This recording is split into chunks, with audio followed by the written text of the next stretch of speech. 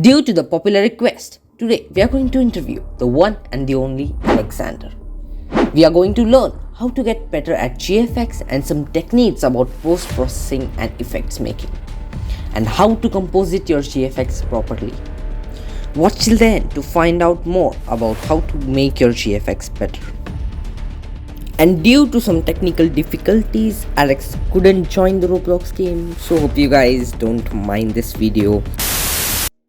Hey Alex, how are you? I'm doing well, thank you for having me, my friend. It's my pleasure. So my first question is, when did you actually start designing GFX and what was your goal back then when you started? So I started making GFX at April of 2017. 2017, it's like, I don't know, 3 years ago. Yep. That's where I started making GFX, and it's pretty tough road, I'm gonna say that. And what was your goal when you started making GFX? I don't really have a goal back then because it's more like a hobby to me to make GFX. I don't really want to go there or something like that. It's just a hobby basically. So who was your inspiration when you started making GFX? My inspiration for making GFX, I have 5% who inspired me to make GFX. One, there's Endite. There's second one is Frost. Third one is Yubi. Fourth is Jet, and 5 is Hisoka. You should check it out. Them on Twitter. It's pretty cool. They make really cool GFX, to be honest. Yep. So what would you like to say to those people who are just started getting into GFX? You're going to start making GFX. I 100% recommend you to go to YouTube and search for the basics of the software you're using. Let's say you're using Blender, so just search Blender beginner tutorial or shortcuts for Blender. And this is the most important part. Never, don't even try to search Roblox GFX on YouTube because most of them are, aesthetic shit. Except for my videos. My videos are pretty cool. You know what I'm saying?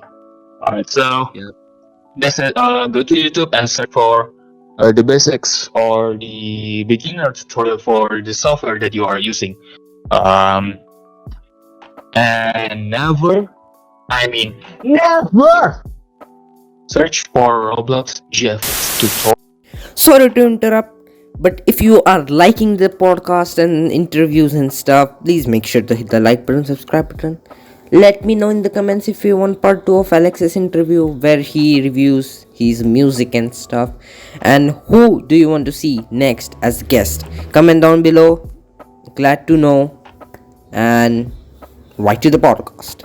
Or no, on YouTube. Because if you search it right now, you will find a lot of aesthetic GFX, which is kind of good, but not that good at the same time because it's shit. It's overrated.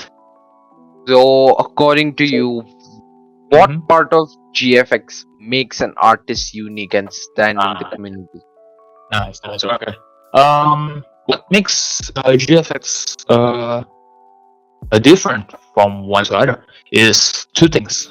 Mainly two things in my opinion, but I'm not sure. But one is how they edit the GFX, like how do they add the effects, how they, stuff like lightings and effects. The second one is how they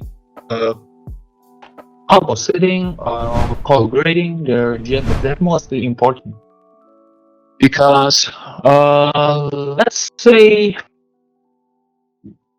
one people already copying another people GFX style, that makes us, the viewer, confused. Wait, who makes this GFX? Who makes that GFX? Is this GFX made by person A or by person B? It's pretty confusing.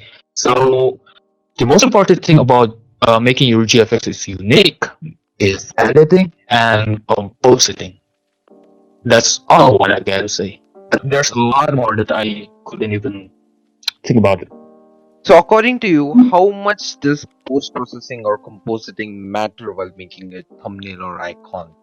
Yeah, it is 100% important. It's like an icing on the cake because your GFX is nothing without a good color grading or composition. So it's very important. No matter how much you edit your GFX or no matter how long you render it, composition is the most important element in your GFX. If your composition is shit, your GFX is basically shit. Well, except if you really did a great job when making the GFX alone without the composition and stuff. And yeah, that's how important composition is. So what are your techniques that you use while post-processing your design? Well, okay, so there's a lot of ways I post processing, but this is the most general thing I do. So here I'm using a small plugin for Photoshop called Magic Bullet Looks. You can buy it on redgiant.com or something like that. Okay.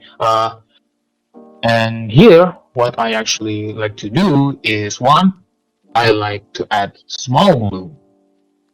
The small bloom will makes the highlight area bloom, but make this bloom size small because it's basically a small bloom.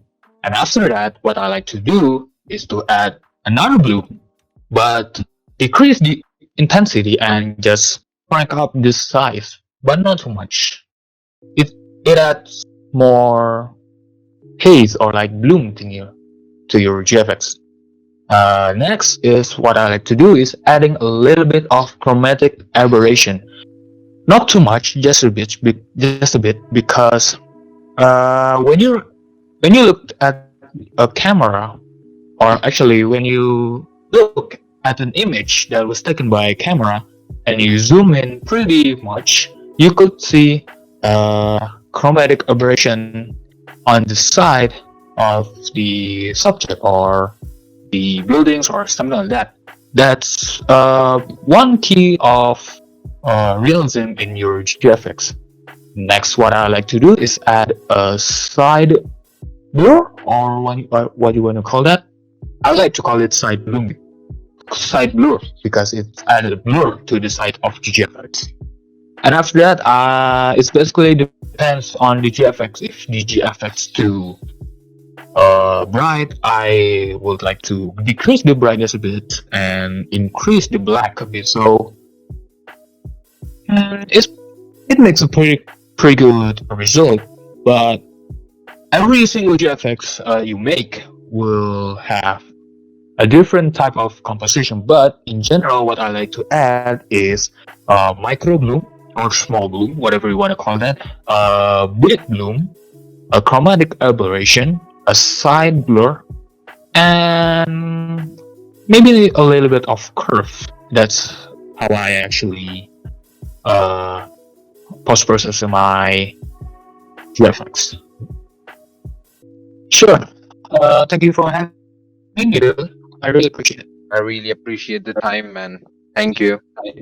All right. Sure.